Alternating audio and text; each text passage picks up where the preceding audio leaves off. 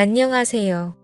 저는 군대를 갓 제대하였고 남들과 마찬가지로 평범한 일반인 20대 후반의 남자입니다. 특별하게 다른 거라고 한다면 제 엄마는 엄청 젊어요. 21살에 저를 낳았다고 들었습니다. 요즘은 평균 30대에 결혼한다고 치면 저는 정말 일찍 태어난 것 같죠. 그리고 우리 아버지는 저와 제 엄마와 같이 살지 않았습니다.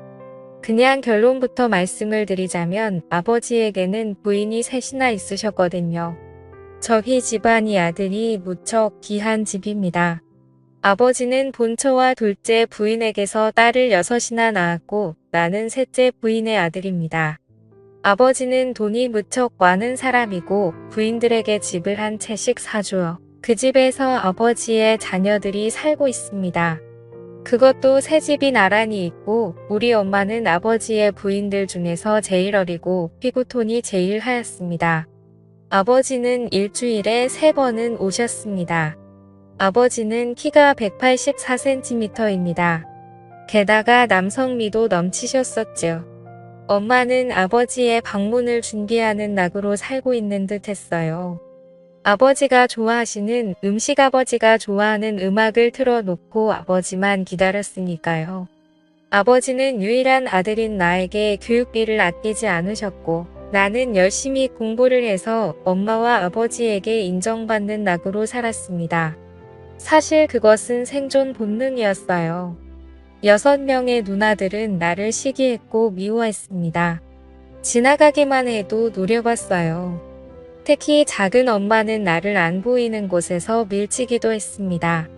그런 일을 당했을 때 엄마에게 바로 말하지 않은 것은 아빠를 나눠 가진 큰엄마, 작은 엄마의 스트레스를 나도 이해할 수 있었기 때문이었습니다.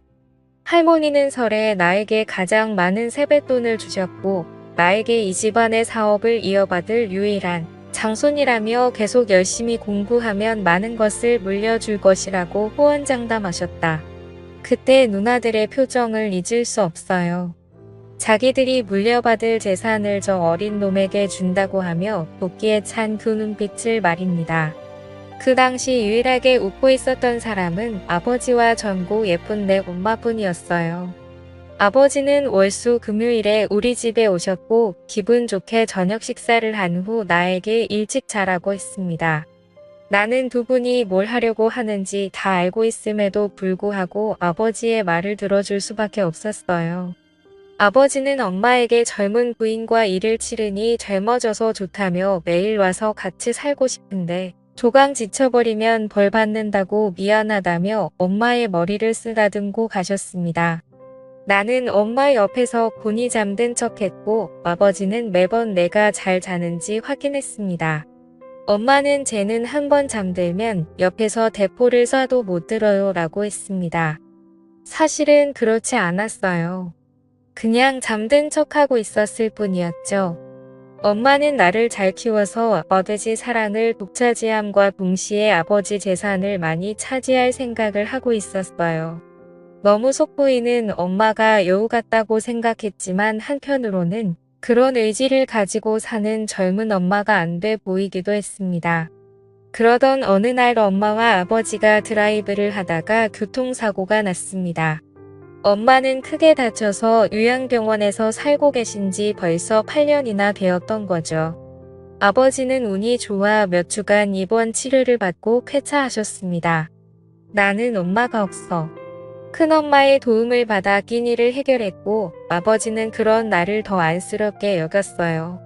큰엄마에 대해 설명하자면 딱 봐도 맏며느리감입니다. 통통한 몸매에 넙대대한 얼굴, 호탕한 성격의 소유자이십니다. 딸넷을 낳고 아버지의 본처라는 지위를 이용해 명절 때 작은 부인들에게 일을 시키고 나중에 용돈을 몰래 주기도 했어요. 당근과 채찍을 적절하게 쓸 줄 아는 스타일이었지요. 게다가 내가 미울 텐데 나에게 늘 친절했습니다. 누가 보지 않아도 늘 한결같이 대해주었고 큰엄마가 만들어주신 고소한 잡채, 오이, 소박이는 정말 일품이었어요. 내 존재가 무척 신경 쓰일 텐데 나에게 잘해주시는 큰엄마를 의지하게 되었습니다. 어느 날 엄마에게 면회를 갔다 온 후 차도가 없는 엄마를 생각하며 시무룩한 표정으로 집에 앉아 있는데 큰엄마가 술에 취해 반찬을 들고 오셔. 정시가 힘내. 내 엄마는 반드시 회복할 거야. 희망을 잃지 마 하면서 내 등을 두드려 주었어요. 그런 큰엄마의 따뜻한 마음이 느껴져 큰엄마를 부둥켜 안고 울었습니다. 큰엄마는 나를 안아주고 마음껏 울라고 하셨습니다. 나는 그때 대학생이었고 2달 뒤에 군입대를 앞두고 있던 때였습니다. 큰엄마는 그러지 말고 우리 술 마시자고 했고 나는 냉장고에서 막걸리와 안주를 챙겨 나와 식탁에 마주 앉았습니다. 큰엄마를 다시 보니 은근 남자의 마음을 이해해주는 포근한 성격이었어요. 나는 용기를 내서 말했습니다. 큰엄마, 오늘 큰엄마를 꼭 껴안고 자고 싶어요 라고 말입니다. 큰엄마는 엄마 품이 그리운데 엄마는 병원에 누워서 아들도 못 알아보고 있으니 얼마나 속상하니 큰엄마가 안아줄게 같이 자자고 했습니다. 나는 큰엄마의 따뜻한 마음씨에 감동했고 큰엄마 손을 잡고 내 방으로 들어갔어요.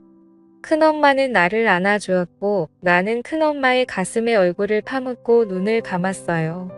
그런데 큰엄마가 조용히 말을 시작했습니다.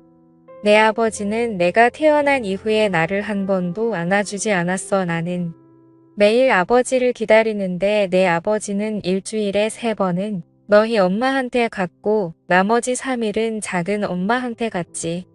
딱 하루만 나랑 같이 지냈어. 하지만 방은 따로 쓰고 있어. 남들은 내가 안방마님이고 너희 아버지가 죽으면 그 재산이 거의 다 내 것이 될 거라고 하는데 나는 그 말을 믿지 않아. 아버지는 너에게 재산을 몰아줄 거라고 하더라도 그 말이 너무 서운해서 미칠 것 같아. 나를 여자로 바라봐 주지도 않고 재산을 미리 챙겨주지도 않는데 나는 껍데기랑 살고 있는 것 같아. 그렇다고 이 나이에 다른 남자를 찾을 수도 없고 말이야. 나라는 사람 하나를 놓고 봐도 참 안타까운 태생이지만 둘째 부인, 셋째 부인을 들여 자식 셋을 더 낳은 꼴을 보고 사는 큰엄마도 참 딱해 보였습니다. 더군다나 남편에게 여자로서 존중받지 못하는 것을 보니 큰엄마가 많이 외로웠을 거라는 생각이 들었어요. 큰엄마는 나를 꽉 안아주면서 한 번만 자기를 도와달라고 말했습니다. 오죽하면 나에게 그런 말을 하겠는가. 나는 30살이나 차이가 나는 큰엄마를 위로해 주고 싶었습니다. 결국 저는 큰엄마의 부탁을 들어주게 되었죠. 처음에는 잘 몰랐지만 나와 은근 잘 맞는 것 같았어요. 이후 큰엄마는 내게 정말 고맙다고 말하면서 수표 2장을 쥐어주고 집으로 돌아갔습니다. 큰엄마의 한 맺힌 인생을 생각해 보니 가엾기도 했고 중년 부인의 매력을 알게 되니 만감이 교차했습니다. 큰엄마는 그날 이후로 반찬을 갖다 준다는 핑계로 우리 집에 자주 왔고 내가 좋아하는 막걸리도 준비해서 말입니다. 우리는 만날 때마다 즐겁게 시간을 보냈고 큰엄마는 점점 화색이 돌기 시작했습니다. 아버지는 큰엄마에게 요즘 즐거운 일 있냐고 물었다고 했어요. 큰엄마는 당신 같은 바람둥이는 알 필요 없다고 했다 합니다. 나는 귀여운 우리 큰엄마에게 오랫동안 비밀 남자친구가 되어주기로 결심했습니다. 그리고 나는 군에 입대했습니다. 어느 날 큰엄마가 면회를 왔어요. 엄마는 여전히 의식을 못 찾는 상태라고 하네요. 그리고 맛있는 음식을 잔뜩 사주시고 돌아갔습니다. 큰엄마의 면회는 여러 번 이어졌고 나는 제대를 하게 되었습니다. 큰엄마는 대놓고 우리 집에서 잠을 자고 갑니다. 아버지는 그런 큰엄마의 행실을 눈치채는 것 같았지만 큰엄마는 술 마시다가 취해서 잠이 들었다고 발뺌을 합니다. 큰엄마는 자신이 관리를 잘하는지 점점 젊어지는 것 같고 살도 빠지더군요. 그런 노력하는 모습에 큰엄마가 너무 예쁘고 좋아서 큰엄마를 외면하지 못하고 있습니다. 이런 내가 잘못하고 있는 것이라면 벌은 나중에 받겠습니다. 하지만 큰엄마를 외면할 수는 없습니다. 아버지는 사람은 늘 돕고 살아야 한다고 하셨으니 나중에 우리의 사이가 들키게 되면 이게 다 아버지 때문이라고 대들어 볼 생각입니다. 제가 잘못된 행동을 저지르고 있는 걸까요? 현명한 여러분들의 답변을 부탁드리겠습니다. 오늘의 사연은 여기까지입니다. 감사합니다.